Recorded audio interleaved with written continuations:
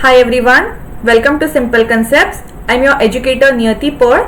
So in this particular lecture series, we are covering the entire polity syllabus for the Civil Services Examination और आज के हमारे lecture में हम cover करेंगे part 4 of the question paper analysis.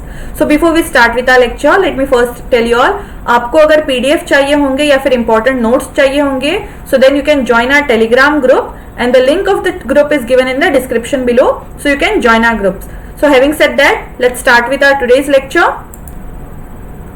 आज के हमारे इस लेक्चर में हम कवर करेंगे अमेंडमेंट्स पार्ट, मतलब अमेंडमेंट्स जो कि एक बहुत ही इंपॉर्टेंट कह सकते हैं हम टॉपिक है हमारे पॉलिटी सिलेबस में, उसमें से कितने क्वेश्चंस आए थे. So this part basically is important, it is very important when it comes to main perspective. But prelims के अकॉर्डिंग अगर हम देखे जाए तो बस एक ही सवाल पूछा था and important amendments needed to be focused are 42nd, 44th, 91st and 92nd. तो ये 4 अमेंडमेंट्स पे हमें बहुत ज्यादा फोकस करने की जरूरत है. And questions are either directly on the changes done by the amendments और conceptual questions ही आते हैं, या फिर मतलब कैसे कैसे amendments कौन से changes लाए गए थे, इस प्रकार के सवाल आपके prelims में आ सकते हैं. तो having said that, let's start. So basically एक ही सवाल पूछा गया था. The question was, an amendment to the Constitution of India can be initiated by an introduction of a bill in Lok Sabha only. If such amendment seeks to make changes in the federal character of the constitution, the amendment also requires to be ratified by the legislature of all the states of India. तो इसमें से आपको correct सवाल का जवाब जानना होगा. The options are 1 only, 2 only, both 1 and 2 and neither 1 nor 2. So if you want to find out the answer to this question, we first need to know about Article 368 in part जो कि हमारे यहाँ पे part 20 mention है, उसके बारे में हमें जानना जरूरी है. Now what part 20 says over here?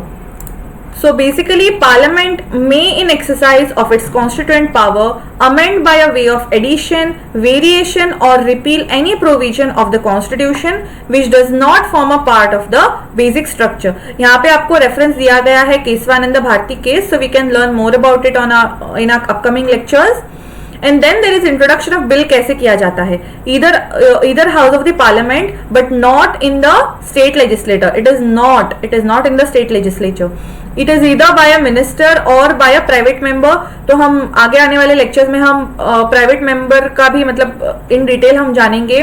It does not require prior permission of the president. अगर बिल को इंट्रोड्यूस करवाना है तो prior permission required नहीं होता हमारे प्रेसिडेंट का. तो ये सारे होते हैं, मतलब ये सारे ऑप्शंस, इंट्रोडक्शन ऑफ बिल का ये सारा प्रोसीजर होता है कि either house of the parliament but not in the state legislatures. बस स्टेट लेजिस्लेचर में आप मतलब आप बस स्टेट लेजिस्लेचर में आप नहीं कर सकते. It can be either done by the minister or by a private member. It does not require prior permission of the president except for कौन सा, आपको जवाब देना होगा कमेंट में कि कौन सा बिल जो है वो बस प्रेसिडेंट का प्रायर परमिशन लगता है. आंसर बहुत ही इजी है. List down your answer in the comments below. What is my question? My question is कौन सा बिल जो है for introduction of which bill we require president का prior permission. Okay, so basically what will happen when the bill will go to the president? So when the bill goes to the president must give his assent to the bill. He can neither withhold his assent to the bill nor return the bill for the reconsideration of the parliament. Okay, now यहाँ पे आपके screen पर आपको दिख रहे होंगे types of majorities कौन कौन से आते हैं. Basically first one is the simple majority where in the majority of more than 50% of the members is present and they are voting. Present भी होनी चाहिए, वोट भी करना चाहिए. एब्सोल्यूट मेजोरिटी एक होती है. It refers to the majority of more than 50% of the total membership of the house. Then there is effective majority. It means more than 50% of the effective strength of the house excluding the vacant seat. मैं फिर से repeat करती हूँ. effective majority which means more than 50% of the effective strength of the house excluding the vacant seat. मतलब vacant seat को exclude किया जाता है basically. Okay, now also we have something known as the special majorities. तो special majorities क्या होते हैं देखते हैं अभी. So guys, in case of special majority, generally 2/3 of the house जो होते हैं in the house और 2/3 of the total strength आती है under Article 249 and 312. which all are the articles 249 and 312. The resolution must be passed by Rajya Sabha supported by not less than 2/3 members present and voting. Then we have article 61 in which a resolution under this is passed by not less than 2/3 of the total strength of the house including the number of vacancies. Then we have under article 368 wherein absolute plus special majority of the 2/3 of the member present and voting supported by more than 50% of the total strength of the house. मैं फिर से repeat करती हूँ. When it comes to article 368, absolute plus special majority होनी चाहिए and majority of the 2/3 members present and voting supported by more than 50% of the total strength of the house. Then we also have article 368 with the state ratification जो दिया गया है उसमें कहा है 2/3 of the members present and voting supported by more than 50% of the state legislature by simple majority. अब bye simple majority का क्या मतलब है हम जानते हैं कौन कौन से फीचर्स हैं फिर से इसमें. फर्स्ट वन इज एडमिशन और establishment of the new states. This point is self explanatory. Then we have formation of new states and alteration of areas boundaries और नेम्स ऑफ एग्जिस्टिंग स्टेट. मतलब कि जैसे कि हम एग्जाम्पल ले सकते हैं for the state of Andhra Pradesh wherein there was alteration of boundary, new states were found, है ना. Then abolition or creation of legislative councils in the state. We have second schedule, emoluments, allowances, privileges and so on of the president or the governors and the speakers, judges etc. किया जाता है. Quorum etc. that is a quorum in parliament. Then we have salaries and allowances of the members of parliament. We also have rules of procedure in parliament. Then we have privileges of parliaments, its members and its committees. Then we have use of English language in parliament. We have number of judges in the Supreme Court. इसका भी मतलब special majority में include होते हैं ये सारे points.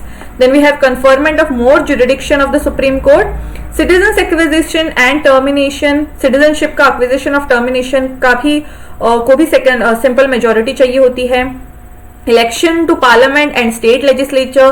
Delimitation of the constituencies, ये बहुत ही इंपॉर्टेंट है, डीलिमिट करना कॉन्स्टिट्यूएंसीज को.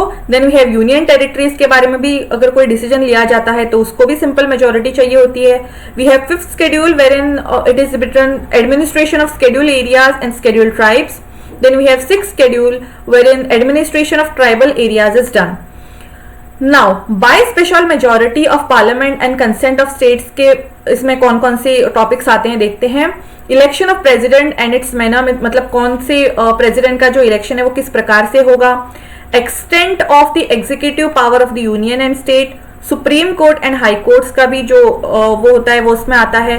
Distribution of legislature power of union and state. Any of the list in the 7th schedule का जो टॉपिक आता है कोई भी टॉपिक होगा 7th शेड्यूल में उसको भी स्पेशल मेजोरिटी चाहिए होती है. Representation of states in the parliament. Power of parliament to amend the constitution and its procedure. This has been given in which article? आपको आपका आंसर कमेंट में लिखना है. Which article talks about powers of parliament to amend the constitution and its procedure? बहुत ही important सवाल है. Jot down your answers in the comment section below. I'll be replying to all. Then we have by special majority of the parliament कौन कौन से आते हैं. First one is fundamental rights, directive principles of state policy and all the other provisions which are not covered by the first and third categories. Last point फिर से repeat करती हूँ. Bye special majority of parliament को कौन कौन से points आते हैं. फंडामेंटल राइट्स भी आता है जहाँ पे अगर जिसमें अगर कोई अमेंडमेंट अगर आपको करना होता है पार्लियामेंट को तो स्पेशल मेजोरिटी चाहिए होती है. और डीपीएसपीस के बारे में भी अगर कोई अमेंडमेंट्स करनी हो तो भी special majority. And last one is all the other provisions which are not covered by the first and the third categories. तो ये भी करने के लिए आपको पार्लियामेंट की स्पेशल मेजोरिटी चाहिए होती है. तो ये था हमारा first question. An amendment to the Constitution of India can be initiated by introduction of a bill in the Lok Sabha only. If such amendment seeks to make changes in the federal character of the Constitution, the amendment also requires to be ratified by the legislature of all the states of India. इसमें से आपको सही जवाब कौन सा है. आपने अगर आपको कंसेप्चुअल क्लैरिटी प्रॉपरली मिल गई हो इस लेक्चर से तो आप अपना आंसर जो है कमेंट सेक्शन में जॉट डाउन कीजिए. I will be replying to everyone. And if you like this video, feel free to share this video and our channel. Thank you so much. Bye bye.